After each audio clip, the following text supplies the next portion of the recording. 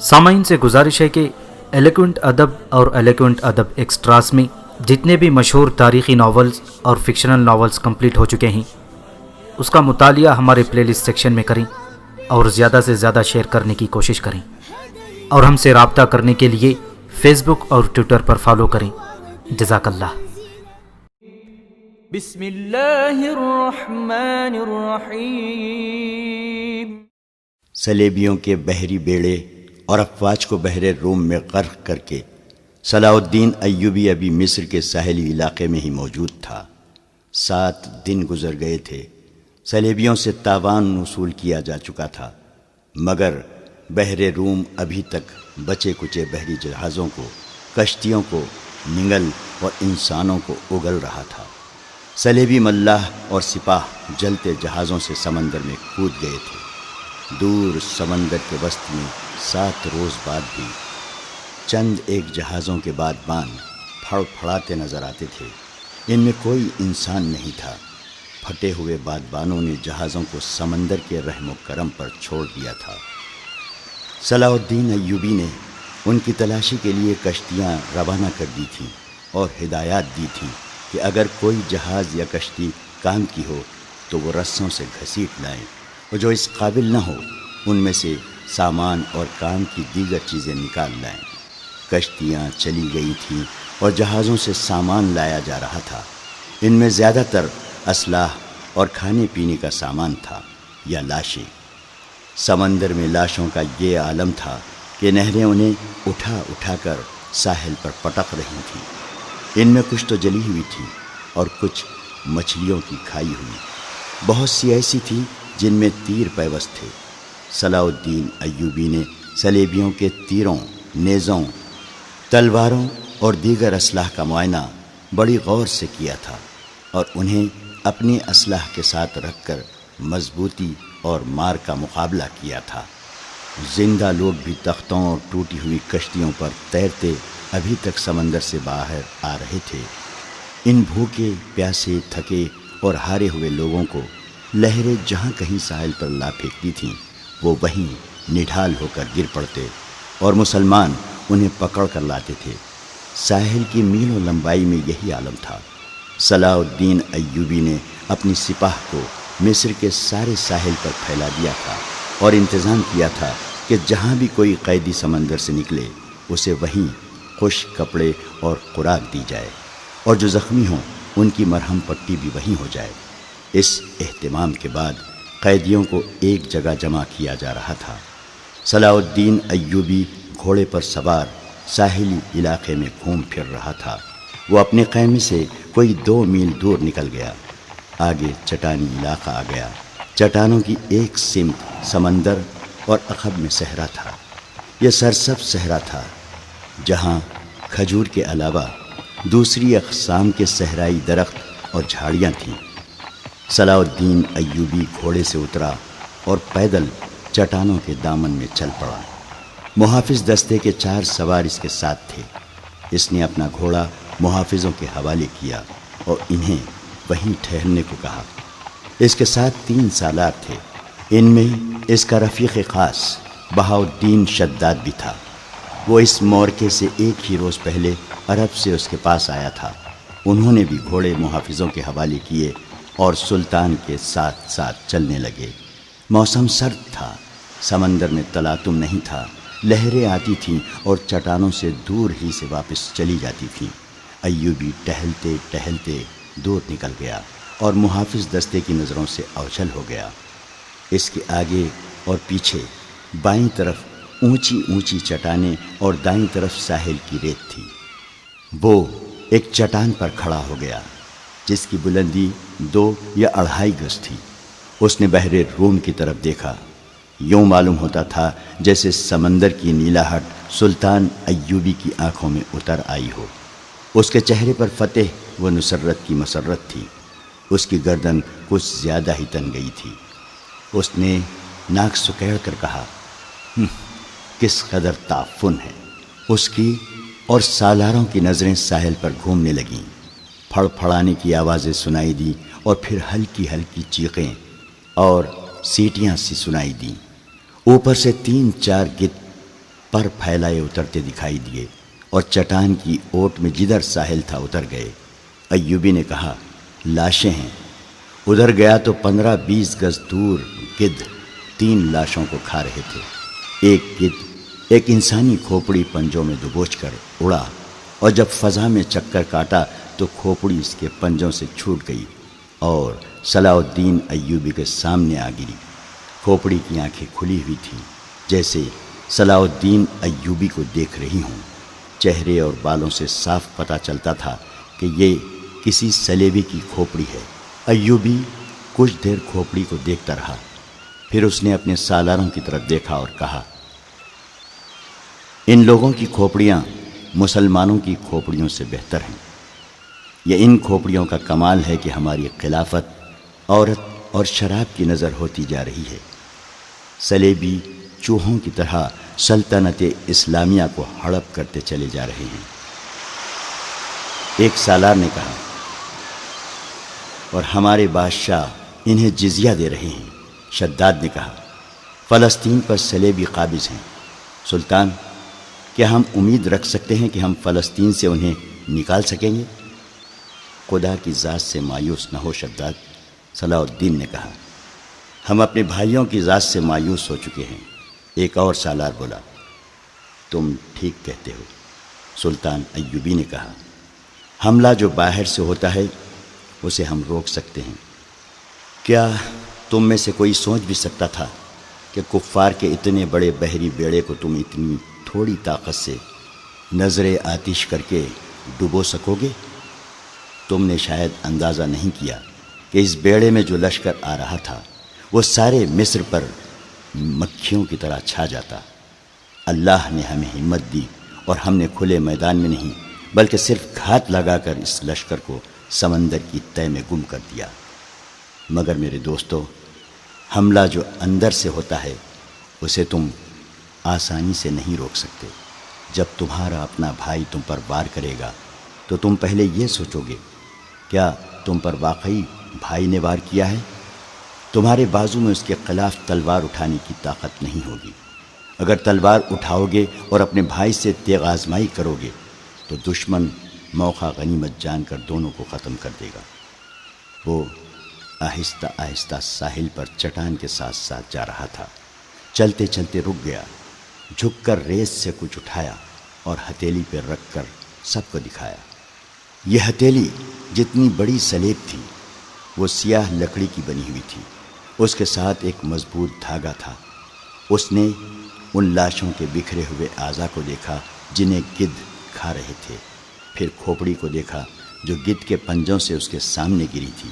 وہ تیز تیز قدم اٹھاتا کھوپڑی تک پہنچ گیا۔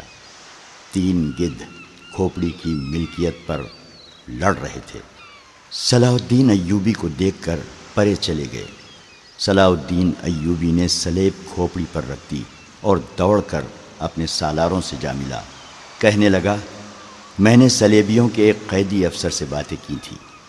اس کے گلے میں بھی جو سلیب تھی اس نے بتایا کہ سلیبی لشکر میں جو بھرتی ہوتا ہے اس سے سلیب پر ہاتھ رکھ کر حلف لیا جاتا ہے کہ وہ سلیب کے نام پر جان کی بازی لگا کر لڑے گا اور وہ روئے زمین سے آخری مسلمان کو بھی ختم کر کے دم لے گا۔ اس حلف کے بعد ہر لشکری کے گلے میں سلیب لٹکا دی جاتی ہے۔ یہ سلیب مجھے ریس سے ملی ہے، معلوم نہیں کس کی تھی۔ میں نے اس کھوپڑی پر رکھ دی تاکہ اس کی روح سلیب کے بغیر نہ رہے۔ اس نے سلیب کی خاطر جان دی ہے۔ سپاہی کو سپاہی کے حلف کا احترام کرنا چاہیے۔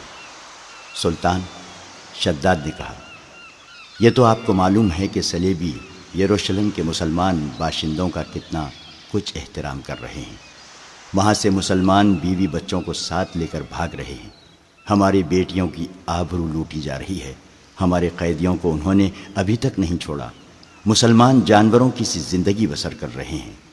کیا ہم ان عیسائیوں سے انتقام نہیں لیں گے؟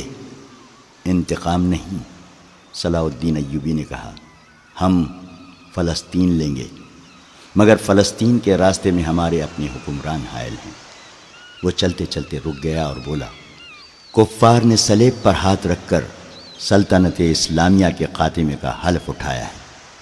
میں نے اپنے اللہ کے حضور کھڑے ہو کر اور ہاتھ اپنے سینے پر رکھ کر قسم کھائی ہے کہ فلسطین ضرور لوں گا اور سلطنت اسلامیہ کی سرحدیں افق تک لے جاؤں گا۔ مگر میرے رفیقو، مجھے اپنی تاریخ کا مستقبل کچھ روشن نظر نہیں آتا۔ ایک وقت تھا کہ عیسائی بادشاہ تھے اور ہم جنگجو۔ اب ہمارے بزرگ بادشاہ بنتے جا رہے ہیں اور عیسائی جنگجو۔ دونوں قوموں کا رجحان دیکھ کر میں کہہ رہا ہوں کہ ایک وقت آئے گا جب مسلمان بادشاہ بن جائیں گے مگر عیسائی ان پر حکومت کریں گے۔ مسلمان اسی میں بدمست رہیں گے کہ ہم بادشاہ ہیں، آزاد ہیں، مگر وہ آزاد نہیں ہوں گے۔ میں فلسطین لے لوں گا مگر مسلمانوں کا رجحان بتا رہا ہے کہ وہ فلسطین گنوا بیٹھیں گے۔ عیسائیوں کی کھوپڑی بڑی تیز ہے۔ 50,000 سوڈانی لشکر کو کون پال رہا تھا؟ ہماری خلافت اپنی آستین میں ناجی نام کا سانپ پالتی رہی۔ میں پہلا امیر مصر ہوں جس نے دیکھا ہے کہ یہ لشکر ہمارے لیے نہ صرف بیکار ہے بلکہ خطرناک بھی ہے۔ اگر ناجی کا خط پکڑا نہ جاتا تو ہم سب اس لشکر کے ہاتھوں مارے جا چکے ہوتے یا اس کے قیدی ہوتے۔ اچانک ہلکا سا سناٹا سنائی دیا اور ایک تیر صلاح الدین ایوبی کے دونوں پاؤں کے درمیان ریت میں لگا۔ جدھر سے تیر آیا تھا اس طرف سلطان ایوبی کی پیٹھ تھی۔ سالاروں میں سے بھی کوئی ادھر نہیں دیکھ رہا تھا۔ سب نے بدک کر اس طرف دیکھا جدھر سے تیر آیا تھا۔ ادھر نوکیلی چٹانیں تھیں۔ تینوں سالار اور صلاح الدین ایوبی دوڑ کر ایک ایسی چٹان کے اوٹ میں ہو گئے جو دیوار کی طرح عمودی تھی۔ انہیں توقع تھی کہ اور بھی تیر آئیں گے۔ تیروں کے سامنے میدان میں کھڑے رہنا کوئی بہادری نہیں تھی۔ شداد نے منہ میں انگلیاں رکھ کر زور سے سیٹی بجائی۔ محافظ دستہ تیار ہو چکا تھا۔ گھوڑوں کے سر پر ٹاپو سنائی دیے اور اس کے ساتھ ہی تینوں سالار اس طرف دوڑ پڑے جس طرف سے تیر آیا تھا۔ وہ بکھر کر چٹانوں پر چڑھ گئے۔ چٹانیں زیادہ اونچی نہیں تھیں۔ صلاح الدین ایوبی بھی ان کے پیچھے گیا۔ ایک سالار نے اسے دیکھ لیا اور کہا، سلطان آپ سامنے نہ آئیں، مگر سلطان ایوبی رکا نہیں۔ محافظ پہنچ گئے۔ صلاح الدین ایوبی نے انہیں کہا، ہمارے گھوڑے یہیں چھوڑ دو اور چٹانوں کے پیچھے جاؤ۔ ادھر سے ایک تیر آیا ہے، جو کوئی نظر آئے اسے پکڑ لاؤ۔ سلطان ایوبی چٹان کے اوپر گیا تو اسے اونچی اونچی چٹانیں دور دور تک پھیلی ہوئی نظر آئیں۔ وہ اپنے سالاروں کو ساتھ لیے پچھلی طرف اتر گیا اور ہر طرف گھوم پھر کر اور چٹانوں پر چڑھ کر دیکھا۔ کسی انسان کا نشان تک نظر نہ آیا۔ محافظ چٹانی علاقے کے اندر اوپر ادھر ادھر گھوڑے دوڑا رہے تھے۔ صلاح الدین ایوبی نیچے اتر کے وہاں گیا جہاں ریت میں تیر گڑھا ہوا تھا۔ اس نے اپنے رفیقوں کو بلایا اور تیر پر ہاتھ مارا۔ تیر گر پڑا۔ سلطان ایوبی نے کہا، دور سے آیا ہے اس لیے پاؤں میں لگا ہے، ورنہ گردن یا پیٹھ میں لگتا، ریت میں بھی زیادہ نہیں اترا۔ اس نے تیر اٹھا کر دیکھا اور کہا، سلیبیوں کا ہے، حشیشین کا نہیں۔ سلطان کی جان خطرے میں ہے، ایک سالار نے کہا، اور ہمیشہ خطرے میں رہے گی۔ سلطان صلاح الدین ایوبی نے ہنس کر کہا، میں بحر روم میں کفار کی وہ کشتیاں دیکھنے نکلا تھا جو ملاحوں کے بغیر ڈول رہی ہیں، مگر میرے عزیز دوستو، کبھی نہ سمجھنا کہ سلیبیوں کی کشتی ڈول رہی ہے۔ وہ پھر آئیں گے، گھٹاؤں کی طرح گرجتے آئیں گے اور برسیں گے بھی، لیکن وہ زمین کے نیچے سے اور پیٹھ کے پیچھے سے بھی وار کریں گے۔ ہمیں اب سلیبیوں سے ایسی جنگ لڑنی ہے جو صرف فوجیں نہیں لڑیں گی۔ میں جنگی تربیت میں ایک اضافہ کر رہا ہوں۔ یہ فن حرب و ضرب کا نیا باب ہے، اسے جاسوسوں کی جنگ کہتے ہیں۔ صلاح الدین ایوبی تیر ہاتھ میں لیے گھوڑے پر سوار ہو گیا اور اپنے کیمپ کی طرف چل پڑا۔ اس کے سالار بھی گھوڑوں پر سوار ہو گئے۔ ان میں سے ایک نے سلطان کی دائیں طرف اپنا گھوڑا کر لیا، ایک نے بائیں کو، اور ایک نے اپنا گھوڑا اس کے بالکل پیچھے اور قریب رکھا تاکہ کسی بھی طرف سے تیر آئے تو صلاح الدین ایوبی تک نہ پہنچ سکے۔ صلاح الدین ایوبی نے اس تیر پر ذرا سی بھی پریشانی کا اظہار نہ کیا جو کسی نے اسے قتل کرنے کے لیے چلایا تھا۔ اپنے رفیق سالاروں کو اپنے خیمے میں بٹھائے ہوئے وہ بتا رہا تھا کہ جاسوس اور شب خون مارنے والے دستے کس قدر نقصان کرتے ہیں۔ وہ کہہ رہا تھا، میں علی بن سفیان کو ایک ہدایت دے چکا ہوں، لیکن اس پر عمل درآمد نہیں ہو سکا، کیونکہ فوراً ہی مجھے اس حملے کی خبر ملی اور عمل درآمد دھرا رہ گیا۔ تم سب فوری طور پر یوں کرو کہ اپنے سپاہیوں اور ان کے عہدیداروں میں سے ایسے افراد منتخب کرو جو دماغی اور جسمانی لحاظ سے مضبوط اور صحت مند ہوں، باریک بین، دور اندیش، قوت فیصلہ رکھنے والے جانباز قسم کے آدمی چنو۔ میں نے علی کو ایسے آدمیوں کی جو صفات بتائی تھیں وہ سب سن لو۔ ان میں اونٹ کی مانند زیادہ سے زیادہ دن بھوک اور پیاس برداشت کرنے کی قوت ہو، چیتے کی طرح جھپٹنا جانتے ہوں، عقاب کی طرح ان کی نظریں تیز ہوں، خرگوش اور ہرن کی طرح دوڑ سکتے ہوں، مسلح دشمن سے ہتھیار کے بغیر بھی لڑ سکیں، ان میں شراب اور کسی دوسری نشاور چیز کی عادت نہ ہو، کسی لالچ میں نہ آئیں، عورت کتنی ہی حسین مل جائے اور زر جواہرات کے انبار ان کے قدموں میں لگا دیے جائیں، وہ نظر اپنے فرض پر رکھیں۔ اپنے دوستوں اور ان کے کمانڈروں کو خاص طور پر ذہن نشین کرا دو کہ عیسائی بڑی ہی خوبصورت اور جوان لڑکیوں کو جاسوسی کے لیے اور فوجوں میں بے اطمینانی پھیلانے کے لیے اور عسکریوں کو جذبے کے لحاظ سے بیکار کرنے کے لیے استعمال کر رہے ہیں۔ میں نے مسلمانوں میں یہ کمزوری دیکھی ہے کہ عورت کے آگے ہتھیار ڈال دیتے ہیں۔ میں مسلمان عورت کو ان مقاصد کے لیے دشمن کے علاقے میں کبھی نہیں بھیجوں گا۔ ہم عصمتوں کے محافظ ہیں، عصمت کو ہتھیار نہیں بنائیں گے۔ علی بن سفیان نے چند ایک لڑکیاں رکھی ہوئی ہیں، لیکن وہ مسلمان نہیں، وہ عیسائی بھی نہیں، مگر میں عورتوں کا قائل نہیں۔ محافظ دستے کا کمانڈر خیمے میں آیا اور اطلاع دی کہ محافظ کچھ لڑکیوں اور آدمیوں کو ساتھ لائے ہیں۔ سلطان ایوبی باہر نکلا، اس کے تینوں سالار بھی ساتھ تھے۔ باہر 5 آدمی کھڑے تھے جن کے لمبے چوغے، دستاریں اور ڈیل ڈول بتا رہی تھی کہ تاجر ہیں اور سفر میں ہیں۔ ان کے ساتھ 7 لڑکیاں تھیں، 7 جوان تھیں اور ایک سے بڑھ کر ایک خوبصورت۔ ان محافظوں میں سے ایک نے جو سلطان پر تیر چلانے والے کی تلاش میں گئے تھے بتایا کہ انہوں نے تمام علاقہ چھان مارا، انہیں کوئی آدمی نظر نہیں آیا۔ دور پیچھے گئے تو یہ لوگ 3 اونٹوں کے ساتھ ڈیرا ڈالے ہوئے تھے۔ کیا ان کی تلاشی لی ہے؟ ایک سالار نے پوچھا۔ لی ہے، محافظ نے جواب دیا۔ یہ کہتے ہیں کہ تاجر ہیں، ان کا سارا سامان کھلوا کر دیکھا ہے، جامع تلاشی بھی لی ہے۔ ان کے پاس ان خنجروں کے سوا اور ہتھیار نہیں۔ ان کے 5 خنجر سلطان ایوبی کے قدموں میں رکھ دیے۔ ہم مراکش کے تاجر ہیں، ایک تاجر نے کہا، سکندریہ تک جائیں گے۔ 2 روز گزرے، ہمارا قیام یہاں سے 10 کوس پیچھے تھا۔ پرسوں شام یہ لڑکیاں ہمارے پاس آئیں، ان کے کپڑے بھیگے ہوئے تھے۔ انہوں نے بتایا کہ یہ سسلی کی رہنے والی ہیں۔ انہیں عیسائی فوج کا ایک کمانڈر گھروں سے پکڑ کر ساتھ لے آیا اور ایک بحری جہاز میں جا سوار کیا۔ ان کے ماں باپ غریب ہیں۔ یہ کہتی ہیں کہ بے شمار جہاز اور کشتیاں چل پڑیں۔ لڑکیوں والے جہاز میں چند اور کمانڈر قسم کے آدمی تھے اور ان کی فوج بھی تھی۔ وہ سب ان لڑکیوں کے ساتھ شراب پی کر عیش و عشرت کرتے رہے۔ اس ساحل کے قریب آئے تو جہازوں پر آگ کے گولے گرنے لگے۔ تمام لوگ جہازوں سے سمندر میں کودنے لگے۔ ان لڑکیوں کو انہوں نے ایک کشتی میں بٹھا کر جہاز سے سمندر میں اتار دیا۔ یہ بتاتی ہیں کہ انہیں کشتی چلانی نہیں آتی۔ کشتی سمندر میں ڈولتی اور بھٹکتی رہی، پھر ایک روز خود ہی ساحل سے آ لگی۔ ہمارا قیام ساحل کے ساتھ تھا، یہ ہمارے پاس آ گئی، بہت ہی بری حالت میں تھی۔ ہم نے انہیں پناہ میں لے لیا۔ انہیں ہم دھتکار تو نہیں سکتے تھے، ہمیں کچھ سمجھ میں نہیں آ رہا تھا کہ ان کا کیا کریں۔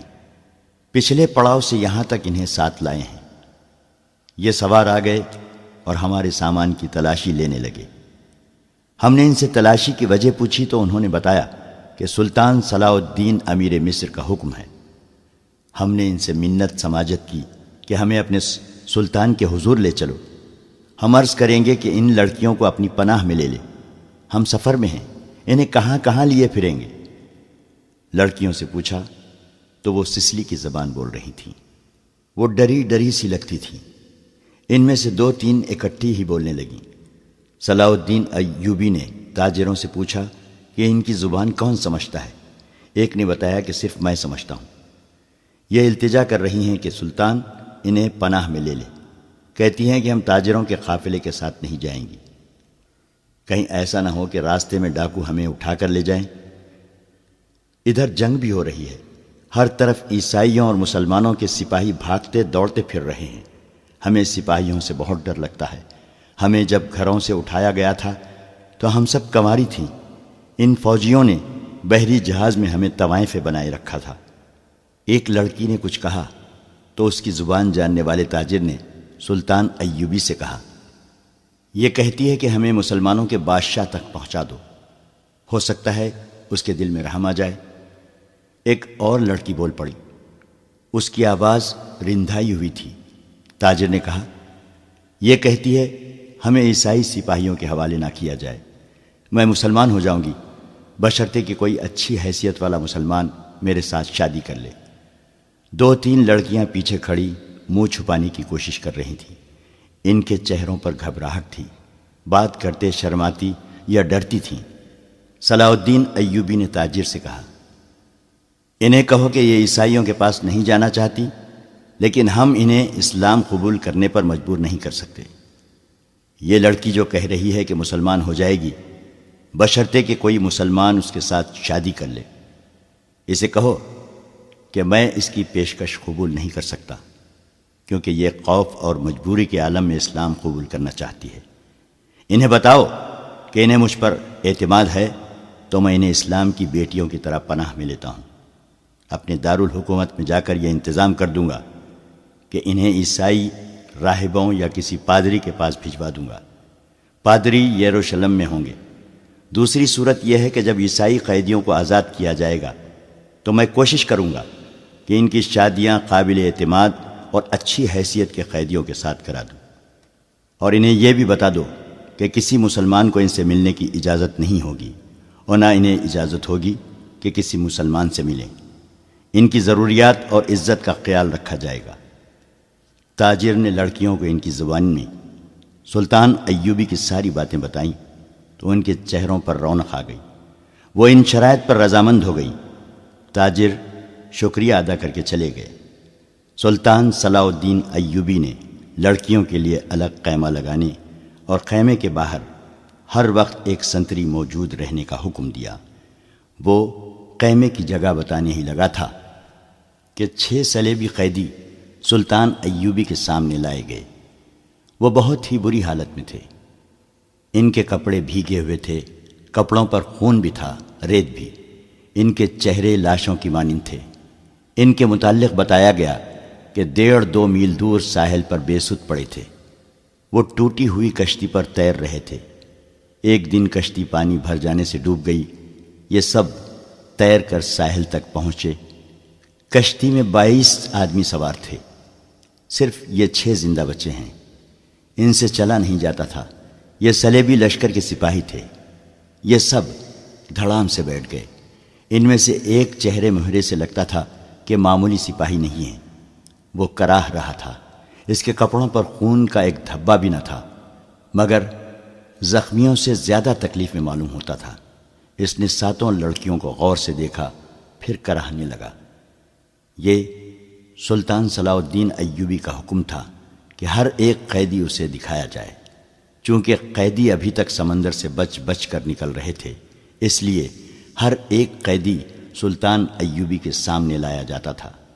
اس نے ان قیدیوں کو بھی دیکھا، کسی سے کوئی بات نہ کی، البتہ اس قیدی کو جو سب سے زیادہ کراہ رہا تھا اور جس کے جسم پر کوئی زخم نہ تھا، سلطان نے غور سے دیکھا اور آہستہ سے اپنے سالاروں سے کہا، علی بن سفیان ابھی تک نہیں آیا؟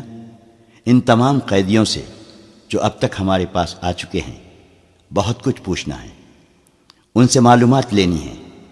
اس نے اس قیدی کی طرف دیکھ کر کہا، یہ آدمی کمانڈر معلوم ہوتا ہے، اسے نظر میں رکھنا، اور جب علی بن سفیان آئے تو اسے کہنا کہ اس سے تفصیلی پوچھ تاچھ کرے۔ معلوم ہوتا ہے کہ اندر کی چوٹیں آئی ہیں، شاید پسلیاں ٹوٹی ہوئی ہیں۔ انہیں فوراً زخمی قیدیوں کے خیموں میں پہنچا دو۔ انہیں کھلاؤ پلاؤ اور ان کی مرہم پٹی کرو۔ قیدیوں کو اس طرف لے جایا گیا جس طرف زخمی قیدیوں کے خیمے تھے۔ لڑکیاں انہیں جاتا دیکھتی رہیں، پھر ان لڑکیوں کو بھی لے گئے۔ فوج کے خیموں سے تھوڑی دور لڑکیوں کے لیے خیمہ نصب کیا جا رہا تھا۔ وہاں سے کوئی 100 قدم دور زخمی قیدیوں کے خیمے تھے، وہاں بھی ایک خیمہ گاڑا جا رہا تھا اور 6 نئے زخمی قیدی زمین پر لیٹے ہوئے تھے۔ لڑکیاں ان کی طرف دیکھ رہی تھیں۔ دونوں خیمے کھڑے ہو گئے۔ لڑکیاں اپنے خیمے میں چلی گئیں اور زخمیوں کو ان کے اپنے خیمے میں لے گئے۔ ایک سنتری لڑکیوں کے خیمے کے باہر کھڑا ہو گیا۔ لڑکیوں کے لیے کھانا آ گیا جو انہوں نے کھا لیا۔ پھر ایک لڑکی خیمے سے باہر نکل کر اس خیمے کی طرف دیکھنے لگی جس میں نئے 6 زخمی قیدیوں کو لے گئے تھے۔ اس کے چہرے پر اب گھبراہٹ اور خوف کا کوئی تاثر نہیں تھا۔ سنتری نے اسے دیکھا اور اس نے سنتری کو دیکھا۔ لڑکی نے مسکرا کر اشارہ کیا کہ وہ زخمیوں کے خیمے کی طرف جانا چاہتی ہے۔ سنتری نے سر ہلا کر اسے روک دیا۔ لڑکیوں کو خیمے سے دور جانے یا کسی سے ملنے کی اجازت نہیں تھی۔ لڑکیوں اور 6 زخمیوں کے خیموں کے درمیان بہت سے درخت تھے۔ بائیں طرف مٹی کا ایک ٹیلہ تھا جس پر جھاڑیاں تھیں۔ سورج غروب ہو گیا، پھر رات تاریک ہونے لگی۔ کیمپ کے غول غپاٹے پر نیند غالب آنے لگی اور پھر زخمیوں کے کراہنے کی آوازیں رات کے سکوت میں کچھ زیادہ ہی صاف سنائی دینے لگیں۔ دور پرے بحیرہ روم کا شور دبی دبی مسلسل گونج کی طرح سنائی دے رہا تھا۔ صلاح الدین ایوبی کے اس جنگی کیمپ میں جاگنے والوں میں چند ایک سنتری تھے یا وہ زخمی قیدی جنہیں زخم سونے نہیں دیتے تھے، یا صلاح الدین ایوبی کے خیمے کے اندر دن کا سما تھا۔ وہاں کسی کو نیند نہیں آئی تھی۔ سلطان ایوبی کے 3 سالار اس کے پاس بیٹھے تھے اور ہر محافظ دستہ بیدار تھا۔ سلطان ایوبی نے ایک بار پھر کہا، علی بن سفیان ابھی تک نہیں آیا؟ اس کے لہجے میں تشویش تھی۔ اس نے کہا، اس کا قاصد بھی نہیں آیا۔ اگر کوئی گڑبڑ ہوتی تو اطلاع آ چکی ہوتی۔ ایک سالار نے کہا، معلوم ہوتا ہے وہاں سب ٹھیک ہے۔ امید تو یہی رکھنی چاہیے، صلاح الدین ایوبی نے کہا، لیکن 50,000 کے لشکر نے بغاوت کر دی تو سنبھالنا مشکل ہو جائے گا۔ وہاں ہماری نفری 1,500 سوار اور 2,700 پیادے ہیں۔ ان کے مقابلے میں سوڈانی بہتر اور تجربہ کار عسکری ہیں اور تعداد میں بہت زیادہ۔ ناجی اور اس کے سازشی ٹولے کے خاتمے کے بعد بغاوت ممکن نظر نہیں آتی۔ ایک اور سالار نے کہا، قیادت کے بغیر سپاہی بغاوت نہیں کریں گے، پیش بندی ضروری ہے۔ صلاح الدین ایوبی نے کہا، لیکن علی آ جائے تو پتہ چلے گا کہ پیش بندی کس قسم کی جائے۔ صلیبیوں کے روکنے کے لیے تو سلطان ایوبی خود آیا تھا، لیکن دارالحکومت میں سوڈانی فوج کی بغاوت کا خطرہ تھا۔ علی بن سفیان کو سلطان ایوبی نے وہیں چھوڑ دیا تھا تاکہ وہ سوڈانی لشکر پر نظر رکھے اور بغاوت کو اپنے خصوصی فن سے دبانے کی کوشش کرے۔ اسے اب تک صلاح الدین ایوبی کے پاس آ کر وہاں کے احوال و کوائف بتانے تھے، مگر وہ نہیں آیا تھا، جس سے سلطان ایوبی بے چین ہوا جا رہا تھا۔ وہ جب اپنے سالاروں کے ساتھ قاہرہ کی صورتحال کے متعلق باتیں کر رہا تھا، اس کا تمام کیمپ گہری نیند سو چکا تھا، مگر وہ 7 لڑکیاں جاگ رہی تھیں جنہیں سلطان ایوبی نے پناہ میں لے لیا تھا۔ ایک بار سنتری نے خیمے کا پردہ اٹھا کر دیکھا، اندر دیا جل رہا تھا۔ پردہ ہٹتے ہی لڑکیاں قراٹے لینے لگی۔ سنتری نے دیکھا کہ وہ پوری ساتھ ہیں اور سو رہی ہیں، تو اس نے پردہ گرا دیا اور خیمے کے ساتھ لگ کر بیٹھ گیا۔ خیمے کے پردے کے ساتھ جو لڑکی تھی، اس نے نیچے سے پردہ ذرا سا اوپر اٹھایا۔ پردہ آہستہ سے چھوڑ کر اس نے ساتھ والی کے کان میں کہا، بیٹھ گیا ہے۔ ساتھ والی نے اگلی لڑکی کے کان میں کہا، بیٹھ گیا ہے، اور اس طرح کانوں کانوں یہ اطلاع 7 لڑکیوں تک پہنچ گئی کہ سنتری بیٹھ گیا ہے۔ ایک لڑکی جو خیمے کے دوسرے دروازے کے ساتھ تھی، آہستہ سے اٹھ بیٹھی اور بستر سے نکل گئی۔ بستر زمین پر بچھے تھے۔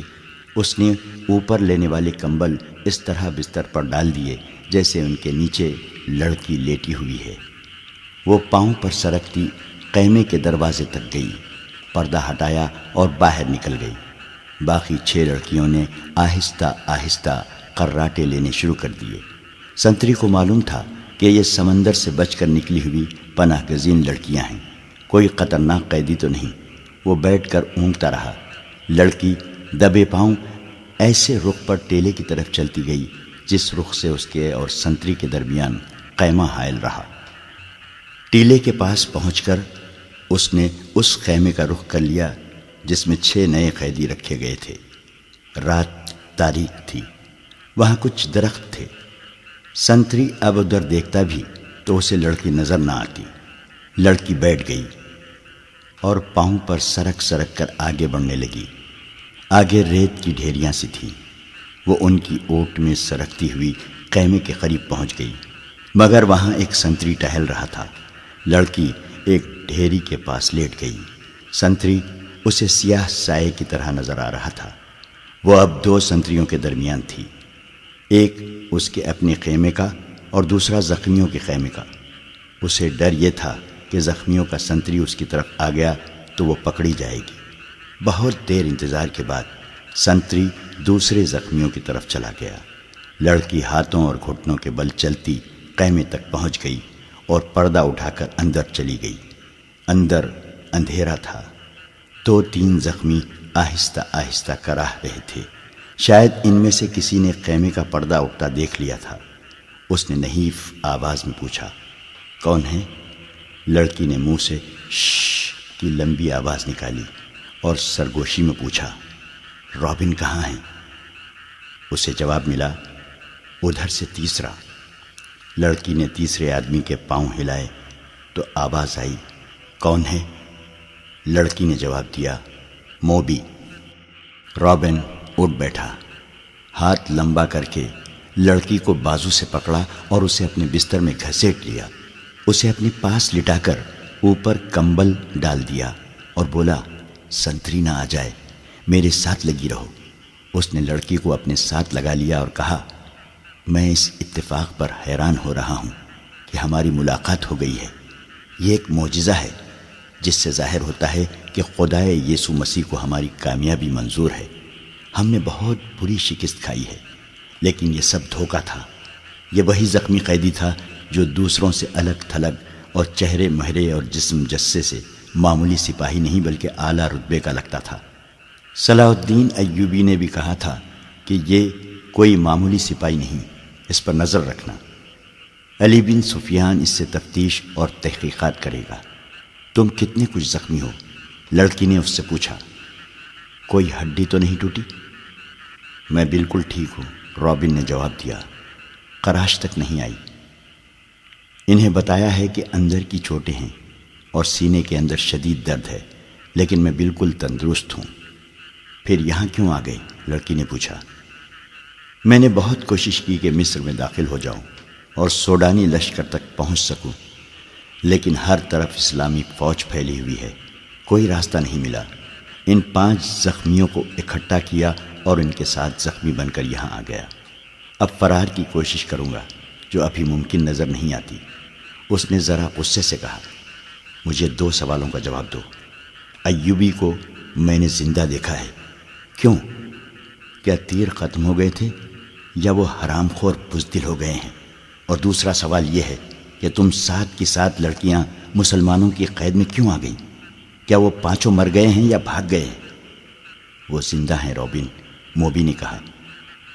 تم کہتے ہو کہ خدائے یسوع مسیح کو ہماری کامیابی منظور ہے، لیکن میں کہتی ہوں کہ ہمارا خدا ہمیں کسی گناہ کی سزا دے رہا ہے۔ صلاح الدین ایوبی اس لیے زندہ ہے کہ تیر اس کے پاؤں کے درمیان ریت میں لگا تھا۔ کیا تیر کسی لڑکی نے چلایا تھا؟ رابن نے پوچھا۔ کرسٹوفر کہاں تھا؟ اسی نے چلایا تھا، مگر کرسٹوفر کا تیر قطع ہو گیا۔ رابن نے حیرت سے تڑپ کر پوچھا، وہ کرسٹوفر جس کی تیر اندازی نے شاہ اگسٹن کو حیران کر دیا اور اس کی ذاتی تلوار انعام میں لی تھی، یہاں آ کر اس کا نشانہ اتنا چوک گیا کہ 6 فٹ لمبا اور 3 فٹ چوڑا صلاح الدین اس کے تیر سے بچ گیا۔ بدبخت کے ہاتھ ڈر سے کانپ گئے ہوں گے۔ فاصلہ زیادہ تھا، موبی نے کہا، اور کرسٹوفر کہتا تھا کہ تیر کمان سے نکلنے ہی لگا تھا کہ کھلی ہوئی آنکھ میں مچھر پڑ گیا۔ اسی حالت میں اس کا تیر نکل گیا۔ پھر کیا ہوا؟ جو ہونا چاہیے تھا، موبی نے کہا۔ صلاح الدین ساحل پر گیا تھا تو اس کے ساتھ 3 کمانڈر تھے اور 4 محافظوں کا دستہ تھا۔ وہ ہر طرف پھیل گئے۔ یہ تو ہماری خوش قسمتی تھی کہ علاقہ چٹانی تھا۔ کرسٹوفر بچ کے نکل آیا اور پھر ہمیں اتنا وقت مل گیا کہ تیر اور کمان ریت میں دبا کر اوپر اونٹ بٹھا دیا۔ سپاہی آ گئے تو کرسٹوفر نے اسے بتایا کہ وہ 5 مراکش کے تاجر ہیں اور یہ لڑکیاں سمندر سے نکل کر ہماری پناہ میں آئی ہیں۔ مسلمان سپاہیوں نے ہمارے سامان کی تلاشی لی۔ انہیں تجارتی سامان کے سوا کچھ بھی نہ ملا۔ وہ ہم سب کو سلطان ایوبی کے سامنے لے گئے۔ ہم نے یہ ظاہر کیا کہ ہم سسلی کی زبان کے سوا اور کوئی زبان نہیں جانتی۔ کرسٹوفر نے ایوبی سے کہا کہ وہ ہماری زبان جانتا ہے۔ ہم 7 لڑکیوں نے چہروں پر گھبراہٹ اور خوف پیدا کر لیا۔ موبی نے رابن کو وہ ساری باتیں سنائیں جو سلطان ایوبی کے ساتھ ہوئی تھیں۔ یہ 7 لڑکیاں اور 5 آدمی جو مراکشی تاجروں کے بھیس میں تھے، حملے سے 2 روز پہلے ساحل پر اتار دیے گئے تھے۔ 5 آدمی صلیبیوں کے تجربے کار جاسوس اور کمانڈو تھے، اور لڑکیاں بھی جاسوس تھیں۔ جاسوسی کے علاوہ ان کے ذمے یہ کام بھی تھا کہ مسلمان سالاروں کو اپنے جال میں پھانسیں۔ وہ خوبصورت تو تھی ہی، انہیں جاسوسی اور ذہنوں کے تقریب کاری کی خاص ٹریننگ دی گئی تھی۔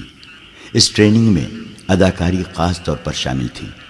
5 مردوں کا یہ مشن تھا کہ صلاح الدین ایوبی کو ختم کرنا اور ناجی کے ساتھ رابطہ رکھنا۔ یہ لڑکیاں مصر کی زبان روانی سے بول سکتی تھیں، لیکن انہوں نے ظاہر نہیں ہونے دیا۔ رابن اس شعبے کا سربراہ تھا، اسے ناجی تک پہنچنا تھا، مگر صلاح الدین ایوبی اور علی بن سفیان کی چال نے یہاں کے حالات کا رخ ہی الٹا کر دیا۔ کیا تم صلاح الدین کو جال میں نہیں پھانس سکتی؟ رابن نے پوچھا۔ ابھی تو یہاں پہلی رات ہے، موبی نے کہا۔ اس نے ہمارے متعلق جو فیصلہ دیا ہے، اگر وہ سچے دل سے دیا ہے تو اس کا مطلب یہ ہے کہ وہ مرد نہیں پتھر ہے۔ اگر اسے ہمارے ساتھ کوئی دلچسپی ہوتی تو کسی ایک لڑکی کو اپنے خیمے میں بلا لیتا۔ اسے قتل کرنا بھی آسان نہیں۔ وہ ایک ہی بار ساحل پر آیا تھا مگر تیر قطع گیا۔ وہ سالاروں اور محافظوں کے نرغے میں رہتا ہے۔ ادھر ایک سنتری ہمارے سر پر کھڑا ہے اور محافظوں کے پورے دستے نے صلاح الدین کے خیمے کو گھیر رکھا ہے۔ وہ 5 کہاں ہیں؟ رابن نے پوچھا۔ تھوڑی دور ہیں، موبی نے جواب دیا۔ وہ ابھی یہیں رہیں گے۔ سنو موبی، رابن نے کہا، اس شکست نے مجھے پاگل کر دیا ہے۔ میرے ضمیر پر اتنا بوجھ آ پڑا ہے جیسے اس شکست کی ذمہ داری مجھ پر عائد ہوتی ہے۔ صلیب پر ہاتھ رکھ کر حلف تو سب سے لیا گیا ہے، لیکن ایک سپاہی کے حلف میں اور میرے حلف میں زمین و آسمان جتنا فرق ہے۔ میرے رتبے کو سامنے رکھو، میرے فرائض کو دیکھو۔ آدھی جنگ مجھے زمین کے نیچے سے اور پیٹھ کے پیچھے سے وار کر کے جیتنی تھی، مگر میں اور تم 7 اور وہ 5 اپنا فرض ادا نہیں کر سکے۔ مجھ سے یہ صلیب جواب مانگ رہی ہے۔ اس نے گلے میں ڈالی ہوئی صلیب ہاتھ میں لے کر کہا، میں اسے اپنے سینے سے جدا نہیں کر سکتا۔ اس نے موبی کے سینے پر ہاتھ پھیر کر اس کی صلیب ہاتھ میں لے لی اور کہا، تم اپنے ماں باپ کو دھوکہ دے سکتی ہو، اس صلیب سے آنکھیں نہیں چرا سکتی۔ اس نے جو فرض تمہیں سونپا ہے وہ پورا کرو۔ خدا نے تمہیں جو حسن دیا ہے وہ چٹانوں کو پھاڑ کر تمہیں راستہ دے دے گا۔ میں تمہیں پھر کہتا ہوں کہ ہماری اچانک اور غیر متوقع ملاقات اس بات کا ثبوت ہے کہ ہم کامیاب ہوں گے۔ ہمارے لشکر بحر روم کے اس پار اکٹھے ہو رہے ہیں۔ جو مر گئے سو مر گئے، جو زندہ ہیں وہ جانتے ہیں کہ یہ شکست نہیں دھوکہ تھا۔ تم اپنے خیمے میں واپس جاؤ اور ان لڑکیوں سے کہو کہ خیمے میں نہ پڑی رہیں، بار بار صلاح الدین ایوبی سے ملیں، اس کے سالاروں سے ملیں، بے تکلفی پیدا کریں، مسلمان ہو جانے کا جھانسا دے۔ آگے وہ جانتی ہیں کہ انہیں کیا کرنا ہے۔ سب سے پہلے تو یہ معلوم کرنا ہے کہ یہ ہوا کیا۔ موبی نے کہا، کیا سوڈانیوں نے ہمیں دھوکہ دے دیا ہے؟ میں یقین کے ساتھ کچھ نہیں کہہ سکتا، رابن نے کہا۔ میں نے حملے سے بہت پہلے مصر میں پھیلائے ہوئے اپنے جاسوسوں سے جو معلومات حاصل کی تھیں وہ یہ ہیں کہ صلاح الدین ایوبی کو سوڈانیوں کے 50,000 محافظ لشکر پر بھروسہ نہیں، حالانکہ یہ مسلمانوں کے وائسرائے مصر کی اپنی فوج ہے۔ ایوبی نے آ کر مصری فوج تیار کر لی ہے، سوڈانی اس میں شامل نہیں ہونا چاہتے۔ ان کے کمانڈر ناجی نے ہم سے مدد طلب کی تھی، میں نے اس کا خط دیکھا تھا اور میں نے تصدیق کی تھی کہ یہ خط ناجی کا ہی ہے اور اس میں کوئی دھوکہ نہیں، مگر ہمارے ساتھ ہماری تاریخ کا سب سے بڑا دھوکہ ہوا ہے۔ مجھے یہ معلوم کرنا ہے کہ یہ کیسے ہوا، کس نے کیا۔ یہ چھان بین کیے بغیر واپس نہیں جا سکتا۔ شاہ اگسٹس نے بڑے فخر سے کہا تھا کہ میں مسلمانوں کے گھروں کے اندر کے بھید معلوم کر کے ان کی بنیادیں ہلا دوں گا۔ اب تصور کرو موبی، شہنشاہ کے دل پر کیا گزر رہی ہوگی۔ وہ مجھے سزائے موت سے کیا کم سزا دے گا۔ صلیب کا قہر مجھ پر الگ نازل ہوگا۔ میں سب جانتی ہوں، موبی نے کہا۔ جذباتی باتیں نہ کرو، عمل کی بات کرو۔ مجھے بتاؤ میں کیا کروں۔ رابن کے اعصاب پر اپنا فرض اور شکست کا احساس اس حد تک غالب تھا کہ اسے یہ بھی احساس نہیں تھا کہ موبی جیسی دلکش لڑکی جس کے ایک ایک نقش اور جسم کے انگ انگ میں شراب کا طلسم بھرا ہوا تھا اس کے سینے سے لگی ہوئی ہے، اور اس کے ریشم جیسے ملائم اور لمبے بال اس کے آدھے چہرے کو ڈھانپے ہوئے ہیں۔ رابن نے ان بالوں کے لمس کو ذرا سا محسوس کیا اور کہا، موبی، تمہاری یہ بال ایسی مضبوط زنجیریں ہیں جو صلاح الدین ایوبی کے گرد لپٹ گئیں تو تمہارا غلام ہو جائے گا۔ لیکن تمہیں سب سے پہلا جو کام کرنا ہے وہ یہ ہے کہ کرسٹوفر اور اس کے ساتھیوں سے کہو کہ وہ تاجروں کے بھیس میں ناجی کے پاس پہنچیں اور معلوم کریں کہ اس کے لشکر نے بغاوت کیوں نہیں کی اور یہ راز فاش کس طرح ہوا کہ اس سے فائدہ اٹھا کر صلاح الدین ایوبی نے گنتی کے چند ایک دستے گھات میں بٹھا کر ہماری 3 افواج کا بیڑا غرق کر دیا۔ اور انہیں یہ بھی کہو کہ معلوم کریں کہ ناجی صلاح الدین ایوبی سے ہی تو نہیں مل گیا اور اس نے ہمارا یہی حشر کرانے کے لیے ہی تو خط نہیں لکھا تھا۔ اگر ایسا ہی ہوا ہے تو ہمیں اپنی جنگی منصوبوں میں رد و بدل کرنا ہوگا۔ مجھے یقین ہو گیا ہے کہ اسلامیوں کی تعداد کتنی ہی تھوڑی کیوں نہ ہو، انہیں ہم آسانی سے شکست نہیں دے سکتے۔ ضروری ہو گیا ہے کہ ان کے حکمرانوں کا اور عسکری قیادت کا جذبہ ختم کیا جائے۔ ہم نے تم جیسی لڑکیاں عربوں کے حرموں میں داخل کر دی ہیں۔ تم نے بات پھر لمبی کر دی ہے، موبی نے اسے ٹوکتے ہوئے کہا۔ ہم اپنے گھر میں ایک بستر پر نہیں لیٹے ہوئے ہیں کہ بڑے مزے سے ایک دوسرے کو کہانیاں سناتے رہیں۔ ہم دشمن کے کیمپ میں قید اور پابند ہیں، باہر سنتری پھر رہے ہیں، رات گزرتی جا رہی ہے، ہمارے پاس لمبی باتوں کا وقت نہیں ہے، ہمارا مشن تباہ ہو چکا ہے۔ اب بتاؤ کہ ان حالات میں ہمارا مشن کیا ہونا چاہیے؟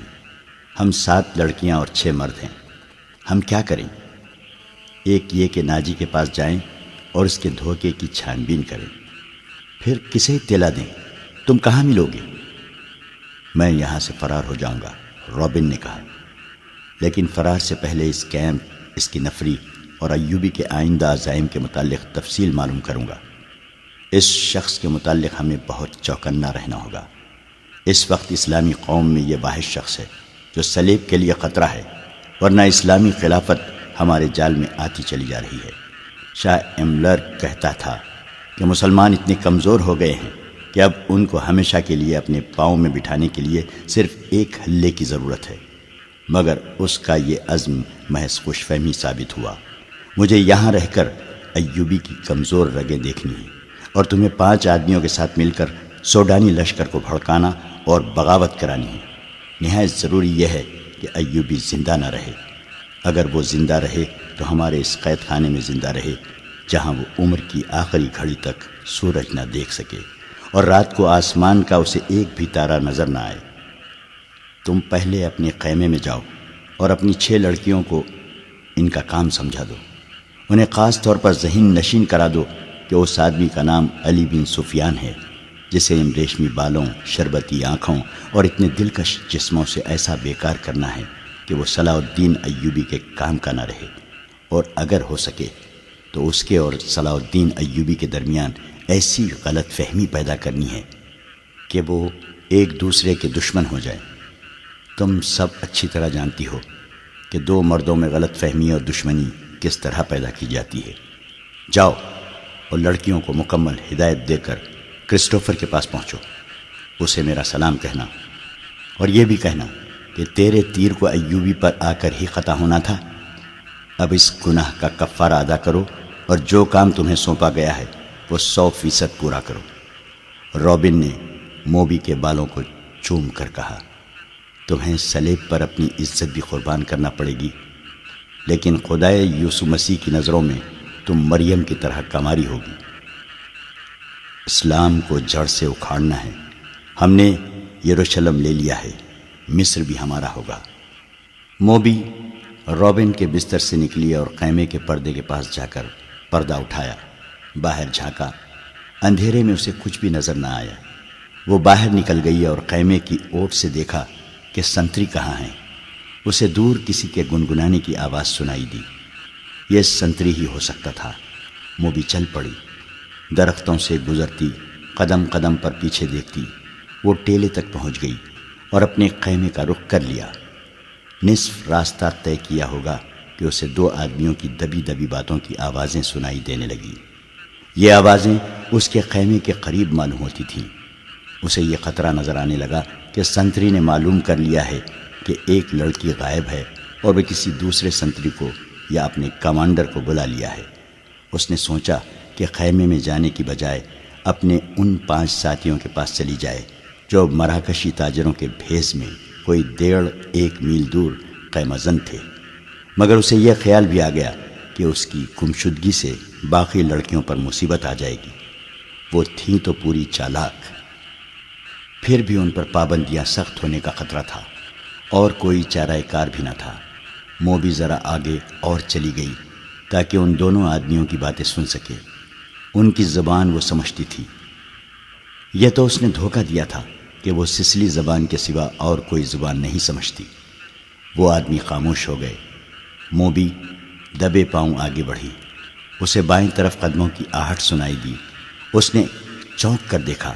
درختوں کے درمیان اسے ایک سیاہ سایہ جو کسی انسان کا تھا جاتا نظر آیا۔ اس نے رخ بدل لیا اور ٹیلے کی طرف آنے لگا۔ موبی کوئی خطرہ مول نہیں لینا چاہتی تھی۔ وہ ٹیلے پر چڑھنے لگی۔ ٹیلا اونچا نہیں تھا، فوراً ہی وہ اوپر چلی گئی۔ وہ تھی تو بہت ہوشیار، لیکن ہر انسان ہر قدم پر پوری احتیاط نہیں کر سکتا۔ وہ ٹیلے کی چوٹی پر کھڑی ہو گئی۔ اس کے پس منظر میں ستاروں سے بھرا ہوا آسمان تھا۔ سمندر اور صحرا کی فضا رات کو آئینے کی طرح شفاف ہوتی ہے۔ درختوں میں جاتے ہوئے آدمی نے ٹیلے کی چوٹی پر ٹونڈ منڈ درخت کے تنے کی طرح کا ایک سایہ دیکھا۔ موبی نے پہلو اس آدمی کی طرف کر دیا۔ اس کے بال کھلے ہوئے تھے جنہیں اس نے ہاتھ سے پیچھے کیا۔ اس کی ناک، سینے کا ابھار اور لمبا لبادہ تاریکی میں بھی راز کو فاش کرنے لگا۔ یہ آدمی رات کے سنتریوں کا کمانڈر تھا۔ وہ آدھی رات کے وقت کیمپ کی گشت پر نکلا اور سنتریوں کو دیکھتا پھر رہا تھا۔ یہ سنتریوں کی تبدیلی کا وقت تھا۔ کمانڈر اس لیے زیادہ چوکس تھا کہ سلطان ایوبی 3 سالاروں کے ساتھ کیمپ میں موجود تھا۔ سلطان ڈسپلن کا بڑا ہی سخت تھا۔ ہر کسی کو ہر لمحہ خطرہ لگا رہتا تھا کہ سلطان رات کو اٹھ کر گشت پر آ جائے گا۔ کمانڈر سمجھ گیا کہ ٹیلے پر کوئی لڑکی کھڑی ہے۔ اسی شام کمانڈروں کو خبردار کیا گیا تھا کہ صلیبیوں نے جاسوسی اور تخریب کاری کے لیے لڑکیوں کو استعمال کرنا شروع کر دیا ہے۔ یہ لڑکیاں صحرائی خانہ بدوش کے بہروپ میں بھی ہو سکتی ہیں، اور ایسی غریب لڑکیوں کے بھیس میں بھی جو فوجی کیمپوں میں کھانے کے لیے بھیک مانگنے آتی ہیں۔ اور یہ لڑکیاں اپنے آپ کو مغویہ اور مظلوم ظاہر کر کے پناہ بھی مانگ سکتی ہیں۔ کمانڈروں کو بتایا گیا تھا کہ آج 7 لڑکیاں سلطان کی پناہ میں آئی ہیں، جنہیں بظاہر رحم کر کے مگر انہیں مشتبہ سمجھ کر پناہ میں لے لیا گیا ہے۔ اس کمانڈر نے یہ احکام سن کر اپنے ایک ساتھی سے کہا تھا، اللہ کرے ایسی کوئی لڑکی مجھ سے پناہ مانگے، اور وہ دونوں ہنس پڑے تھے۔ اب آدھی رات کے وقت جب سارا کیمپ سو رہا تھا، اسے ٹیلے پر ایک لڑکی کا حلیہ نظر آ رہا تھا۔ پہلے تو وہ ڈرا کہ یہ چڑیل یا جن ہو سکتا ہے۔ اس نے نئے سنتری کو لڑکیوں کے خیمے پر کھڑا کر کے اسے بتایا تھا کہ اندر 7 لڑکیاں ہیں۔ اس نے پردہ اٹھا کر دیکھا تو دیے کی پیلی روشنی میں اسے 7 بستر نظر آئے تھے۔ ہر لڑکی نے منہ بھی کمبلوں میں ڈھانپ رکھا تھا۔ سردی زیادہ تھی۔ اس نے اندر جا کر یہ نہیں دیکھا تھا کہ 7واں بستر خالی ہے اور اس پر کمبل اس طرح رکھے گئے ہیں جیسے ان کے نیچے لڑکی سوئی ہوئی ہو۔ اسے معلوم نہیں تھا کہ 7ویں لڑکی ٹیلے پر ان کے سامنے کھڑی ہے۔ وہ کچھ دیر سوچتا رہا کہ اسے آواز دے یا اس تک خود جائے، یا اگر وہ جن چڑیل ہے تو اس کے غائب ہونے کا انتظار کرے۔ تھوڑی سی دیر کے انتظار کے بعد بھی لڑکی غائب نہ ہوئی، بلکہ وہ 2-3 قدم آگے چلی اور پیچھے کو چل پڑی اور پھر رک گئی۔ کمانڈر، جس کا نام فخر المنصوری تھا، آہستہ آہستہ ٹیلے تک گیا اور کہا، کون ہو تم؟ نیچے آؤ۔ لڑکی نے ہرن کی طرح چوکڑی بھری اور ٹیلے کی دوسری طرف اتر گئی۔ فخر کو یقین ہو گیا کہ کوئی انسان ہے، جن چڑیل نہیں۔ وہ تنومند مرد تھا۔ ٹیلا اونچا نہیں تھا۔ وہ لمبے لمبے ڈگ بھرتا ٹیلے پر چڑھ گیا۔ ادھر بھی اندھیرا تھا۔ رات کی خاموشی میں اسے لڑکی کے قدموں کی آہٹ سنائی دی۔ وہ ٹیلے سے دوڑتا اترا اور لڑکی کے پیچھے گیا۔ لڑکی اور تیز دوڑ پڑی۔ فاصلہ بہت تھا، لیکن فخر مرد تھا، فوجی تھا، چیتے کی رفتار سے دوڑ رہا تھا۔ ٹیلے کے پیچھے اونچی نیچی زمین، خشک جھاڑیاں اور کہیں کہیں کوئی درخت تھا۔ بہت سا دوڑ کر فخر المنصوری نے محسوس کیا کہ اس کے آگے تو کوئی بھی نہیں۔ اس نے رک کر ادھر ادھر دیکھا۔ اسے اپنے پیچھے اور بہت سا بائیں کو لڑکی کے قدموں کی آہٹ سنائی دی۔ وہ تربیت یافتہ لڑکی تھی۔ جہاں اسے حسن اور شباب کے استعمال کی تربیت دی گئی تھی، وہاں اسے فوجی ٹریننگ بھی دی گئی اور خنجر زنی کے داؤ پیچ بھی سکھائے گئے تھے۔ وہ ایک درخت کے اوٹ میں چھپ گئی تھی۔ فخر آگے گیا تو وہ دوسری طرف دوڑ پڑی۔ یہ تعاقب آنکھ مچولی کی مانند تھا۔ فخر کو اندھیرا پریشان کر رہا تھا۔ موبی کے قدم خاموش ہو جاتے تو وہ رک جاتا، قدموں کی آواز سنائی دیتی تو وہ دوڑ پڑتا۔ غصے سے وہ باولا ہوا جا رہا تھا۔ اس نے یہ جان لیا کہ یہ کوئی جوان لڑکی ہے۔ اگر بڑی عمر کی ہوتی تو اتنی تیز اور اتنا زیادہ نہ بھاگ سکتی۔ تعاقب میں فخر 2 میل فاصلہ طے کر گیا۔ موبی نے جھاڑیوں اور اونچی نیچی زمین سے بہت فائدہ اٹھایا۔ اس کے مرد ساتھیوں کا ڈیرا قریب آ گیا تھا۔ وہ دوڑتی ہوئی وہاں تک جا پہنچی۔ اس نے اپنے آدمیوں کو آوازیں دی۔ وہ گھبرا کر جاگے اور خیمے سے باہر آئے۔ ایک نے مشعل جلا لی۔ یہ ڈنڈے کے سرے پر لپٹے ہوئے کپڑے تھے۔ ان کی آگ کی روشنی بہت زیادہ تھی۔ فخر نے تلوار سوت لی اور ہانپتا کانپتا ان کے سامنے جا کھڑا ہوا۔ اس نے دیکھا کہ یہ 5 آدمی لباس سے سفری تاجر نظر آتے ہیں اور مسلمان لگتے ہیں۔ لڑکی ان میں سے ایک کی ٹانگوں کو دونوں بازوؤں میں مضبوطی سے پکڑے بیٹھی ہوئی تھی۔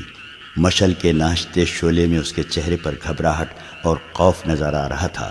اس کا سینہ ابھر اور بیٹھ رہا تھا۔ اس کی سانسیں بری طرح اکھڑی ہوئی تھی۔ یہ لڑکی میرے حوالے کر دو، فخر المنصوری نے حکم کے لہجے میں کہا۔ یہ ایک نہیں، ایک آدمی نے التجا کے لہجے میں جواب دیا۔ ہم نے تو 7 لڑکیاں آپ کے سلطان کے حوالے کی ہیں، آپ اسے لے جا سکتے ہیں؟ نہیں، موبی نے اس کی ٹانگوں کو اور مضبوطی سے پکڑتے ہوئے، روتے ہوئے اور خوفزدہ لہجے میں کہا، میں اس کے ساتھ نہیں جاؤں گی۔ یہ لوگ عیسائیوں سے زیادہ وحشی ہیں۔ ان کا سلطان انسان نہیں، سانڈ ہے، درندہ ہے۔ اس نے میری ہڈیاں بھی توڑ دی ہیں۔ میں اس سے بھاگ کر آئی ہوں۔ کون سلطان؟ فخر نے حیران سا ہو کر پوچھا۔ وہی جسے تم سلطان صلاح الدین ایوبی کہتے ہو، موبی نے جواب دیا۔ وہ اب مصر کی عربی بول رہی تھی۔ یہ لڑکی جھوٹ بول رہی ہے، فخر نے کہا اور پوچھا، یہ ہے کون؟ تمہاری کیا لگتی ہے؟ اندر آ جاؤ دوست، باہر سردی ہے۔ ایک آدمی نے فخر سے کہا، تلوار نیام میں ڈال لو، ہم تاجر ہیں، ہم سے آپ کو کیا خطرہ ہے؟ آؤ اس لڑکی کی بپتا سن لو۔ اس نے آہ بھر کر کہا، میں آپ کے سلطان کو مرد مومن سمجھتا تھا، مگر ایک خوبصورت لڑکی کو دیکھ کر وہ ایمان سے ہاتھ دھو بیٹھا۔ وہ باقی 6 لڑکیوں کا بھی یہی حشر کر رہا ہوگا، ان کا یہ حشر دوسرے سالاروں نے کیا ہے۔ موبی نے کہا، شام کو ان بیچاروں کو اپنے خیمے میں لے گئے تھے اور انہیں بے سود کر کے خیمے میں ڈال دیا، وہ خیمے میں بے ہوش پڑی ہیں۔ فخر المنصوری تلوار نیام میں ڈال کر ان کے ساتھ خیمے میں چلا گیا۔ اندر جا کر بیٹھے تو ایک آدمی نے آگ جلا کر قہوے کے لیے پانی رکھا اور اس میں جانے کیا کچھ ڈالتا رہا۔ دوسرے آدمی نے فخر سے پوچھا کہ اس کا رتبہ کیا ہے؟ اس نے بتایا کہ وہ کمانڈر اور عہدیدار ہے۔ انہوں نے اس کے ساتھ بہت سی باتیں کی جن سے انہوں نے اندازہ کر لیا کہ یہ شخص عام قسم کا سپاہی نہیں ہے اور ذمہ دار فرد ہے، ذہین اور دلیر بھی ہے۔ ان لوگوں میں سے ایک نے، جو کرسٹوفر تھا، فخر کو 7 لڑکیوں کی بالکل وہی کہانی سنائی جو انہوں نے صلاح الدین ایوبی کو سنائی تھی۔ انہوں نے فخر کو یہ بھی بتایا کہ سلطان ایوبی نے ان کے متعلق کیا کہا تھا۔ ان لڑکیوں نے سلطان کو یہ پیشکش بھی کی تھی کہ وہ اپنے گھروں کو تو واپس نہیں جا سکتی اور عیسائیوں کے پاس بھی نہیں جانا چاہتی، اس لیے وہ مسلمان ہونے کو تیار ہیں، بشرطے کہ کوئی اچھے رتبوں والے عسکری ان کے ساتھ شادی کر لیں۔ ہم نے سنا تھا کہ سلطان صلاح الدین ایوبی کردار کے لحاظ سے پتھر ہے۔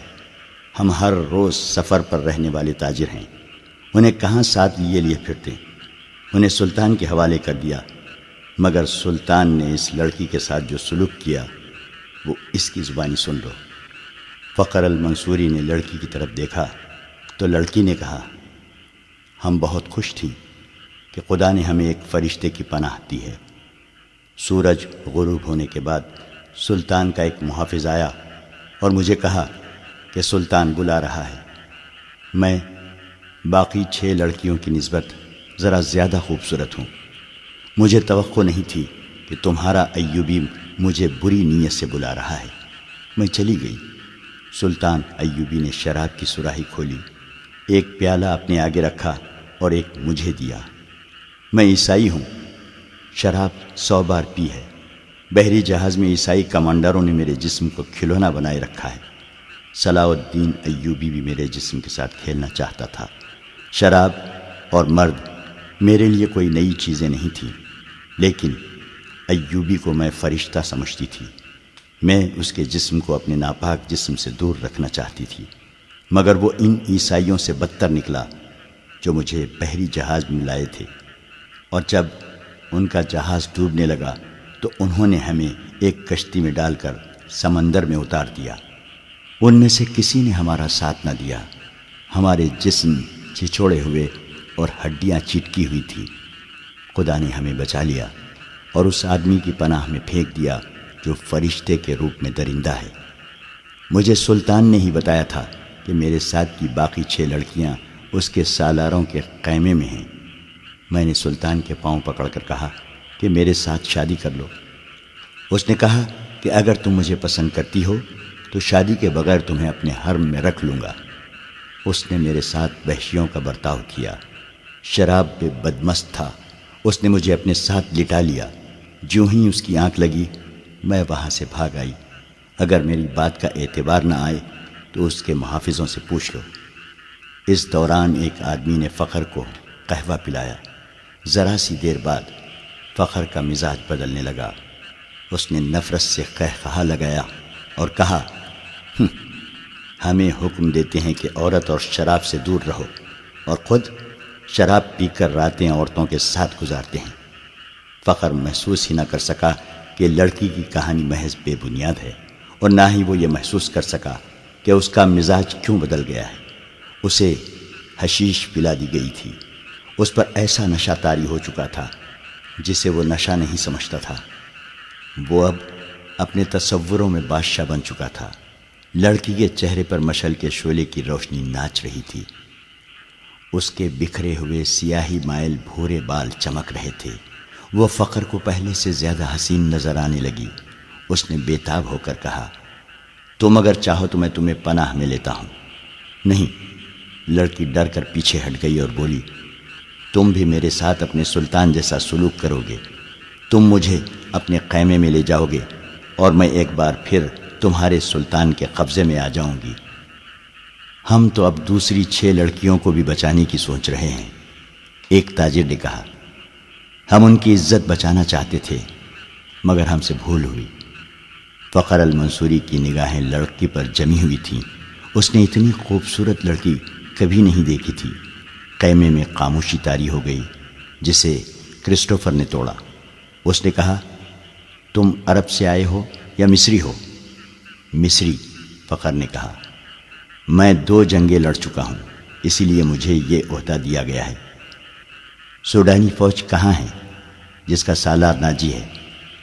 کرسٹوفر نے پوچھا۔ اس فوج کا ایک سپاہی بھی ہمارے ساتھ نہیں آیا، فخر نے جواب دیا۔ جانتے ہو ایسا کیوں ہوا؟ کرسٹوفر نے کہا۔ سوڈانیوں نے صلاح الدین ایوبی کی امارت اور کمان کو تسلیم نہیں کیا۔ وہ فوج اپنے آپ کو آزاد سمجھتی ہے۔ ناجی نے سلطان ایوبی کو بتایا تھا کہ وہ مصر سے چلے جائیں کیونکہ وہ غیر ملکی ہیں۔ اسی لیے ایوبی نے مصریوں کی فوج بنائی اور لڑانے کے لیے یہاں لے آیا۔ اس نے تم لوگوں کو شرافت اور نیکی کا جھانسا دیا اور خود عیش کر رہا ہے۔ کیا تمہیں مال غنیمت ملا ہے؟ اگر تمہیں ملا بھی تو سونے چاندی کے 2 ٹکڑے مل جائیں گے۔ صلیبیوں کے جہازوں سے بے بہا خزانہ سلطان ایوبی کے ہاتھ آیا ہے۔ وہ سب رات کے اندھیرے میں سینکڑوں اونٹوں پر لاد کر قاہرہ روانہ کر دیا گیا ہے، جہاں سے دمشق اور بغداد چلا جائے گا۔ سوڈانی لشکر کو سلطان نہتہ کر کے غلاموں میں بدل دینا چاہتا ہے۔ پھر عرب سے فوج آ جائے گی اور تم مصری بھی غلام ہو جاؤ گے۔ اس عیسائی کی ہر ایک بات فخر المنصوری کے دل میں اترتی جا رہی تھی۔ اثر باتوں کا نہیں بلکہ موبی کے حسن اور حشیش کا تھا۔ عیسائیوں نے یہ حربہ حسن بن صباح کے حشیشین سے سیکھا تھا۔ موبی کو بالکل توقع نہیں تھی کہ یہ صورتحال پیدا ہو جائے گی کہ ایک مصری اس کے تعاقب اس کے دام میں آ جائے گا۔ انہیں معلوم ہو گیا کہ فخر مصر کی زبان کے سوا اور کوئی زبان نہیں جانتا۔ موبی نے اپنے 5 ساتھیوں کو سنانا شروع کر دیا کہ رابن زخمی ہونے کا بہانہ کر کے زخمیوں کے خیمے میں پڑا ہے اور اس نے کہا ہے کہ ناجی سے مل کر معلوم کرو کہ اس نے بغاوت کیوں نہیں کی، یا اس نے عقب سے صلاح الدین ایوبی پر حملہ کیوں نہیں کیا، اور یہ بھی معلوم کرو کہ اس نے ہمیں دھوکہ تو نہیں دیا۔ وہ باتیں کر رہی تھی تو فخر نے پوچھا، یہ کیا کہہ رہی ہے؟ یہ کہہ رہی ہے، ایک نے جواب دیا، اگر یہ شخص یعنی تم صلاح الدین ایوبی کی فوج میں نہ ہوتے تو یہ تمہارے ساتھ شادی کر لیتی۔ یہ مسلمان ہونے کو بھی تیار ہے، لیکن کہتی ہے کہ اسے اب مسلمانوں پر بھروسہ نہیں رہا۔ فخر نے بے تابی سے لپک کر لڑکی کو بازو میں پکڑا اور اپنی طرف گھسیٹ کر کہا، اگر میں بادشاہ ہوتا تو خدا کی قسم تمہاری خاطر تخت اور تاج قربان کر دیتا۔ اگر شرط یہی ہے کہ میں صلاح الدین ایوبی کو دی ہوئی تلوار پھینک دوں تو یہ لو۔ اس نے کمر بند سے تلوار کھولی اور نیام سمیت لڑکی کے قدموں میں رکھ دی۔ کہا، میں اب سے ایوبی کا سپاہی اور کمانڈر نہیں ہوں، مگر ایک شرط اور بھی ہے۔ لڑکی نے کہا، میں اپنا مذہب تمہاری خاطر ترک کر دیتی ہوں، لیکن صلاح الدین ایوبی سے انتقام ضرور لوں گی۔ کیا اسے میرے ہاتھ سے قتل کرانا چاہتی ہو؟ فخر نے پوچھا۔ لڑکی نے اپنے آدمیوں کی طرف دیکھا، سب نے ایک دوسرے کی طرف دیکھا۔ آخر کرسٹوفر نے کہا، ایک صلاح الدین ایوبی نہ رہا تو کیا فرق پڑے گا؟ ایک اور سلطان آ جائے گا، وہ بھی ایسا ہی ہوگا۔ مصریوں کو آخر غلام ہی ہونا پڑے گا۔ تم ایک کام کرو، سوڈانیوں کے سالار ناجی کے پاس پہنچو اور یہ لڑکی اس کے سامنے کر کے اسے بتاؤ کہ سلطان صلاح الدین ایوبی اصل میں کیا ہے اور اس کے ارادے کیا ہیں۔ ان لوگوں کو یہ تو علم تھا کہ ناجی کا سلیبیوں کے ساتھ رابطہ ہے اور موبی اس کے ساتھ بات کرے گی، لیکن انہیں یہ علم نہیں تھا کہ ناجی اور اس کے معتمد سالار خفیہ طریقے سے مروائے جا چکے ہیں۔ اس تک لڑکی کو ہی جانا تھا، اس کا اکیلے جانا ممکن نہیں تھا۔ اتفاق سے انہیں فخر المنصوری مل گیا، لہٰذا اسی کو استعمال کرنے کا فیصلہ ہو گیا۔ یہ آدمی چونکہ سلطان ایوبی کی نظر میں آ گئے تھے، اس لیے ابھی اس کی نظر میں رہنا چاہتے تھے۔ اس کے علاوہ انہوں نے موبی سے سن لیا تھا کہ ان کے شعبہ جاسوسی اور تقریب کاری کا سربراہ رابن اسی کیمپ میں ہے اور فرار ہوگا، اس لیے وہ اسے مدد دینے کے لیے بھی وہاں موجود رہنا چاہتے تھے۔ ان کے ارادے معلوم نہیں کیا تھے۔ صلاح الدین ایوبی پر چلایا ہوا ان کا تیر قطع ہو گیا تھا تو انہیں سلطان ایوبی کے سامنے لے جایا گیا تھا۔ ان کا بہروپ اور ڈرامہ کامیاب رہا، لیکن ان کا مشن تباہ ہو گیا تھا، لہٰذا اب وہ بدلی ہوئی صورتحال اور اتفاقات سے فائدہ اٹھانے کی کوشش کر رہے تھے۔ فخر المنصوری حسن اور حشیش کے جال میں آ گیا تھا۔ اس نے واپس کیمپ میں نہ جانے کا فیصلہ کر لیا تھا۔ اسے یہ مشورہ دیا گیا کہ وہ لڑکی کو لے کر روانہ ہو جائے۔ ان لوگوں نے اسے اپنا ایک اونٹ دے دیا، پانی کا ایک مشکیزہ دیا اور تھیلے میں کھانے کا بہت سارا سامان ڈال دیا۔ یہ اشیاء کچھ ایسی تھی جن میں حشیش ملی ہوئی تھی۔ موبی کو ان کا علم تھا۔ فخر کو ایک لمبا چوغا اور تاجروں والی دستار پہنا دی گئی۔ لڑکی اونٹ پر سوار ہوئی، اس کے پیچھے فخر سوار ہو گیا اور اونٹ چل پڑا۔ فخر گرد و پیش سے بے خبر تھا اور وہ اپنے ماضی سے بھی بے خبر ہو گیا تھا۔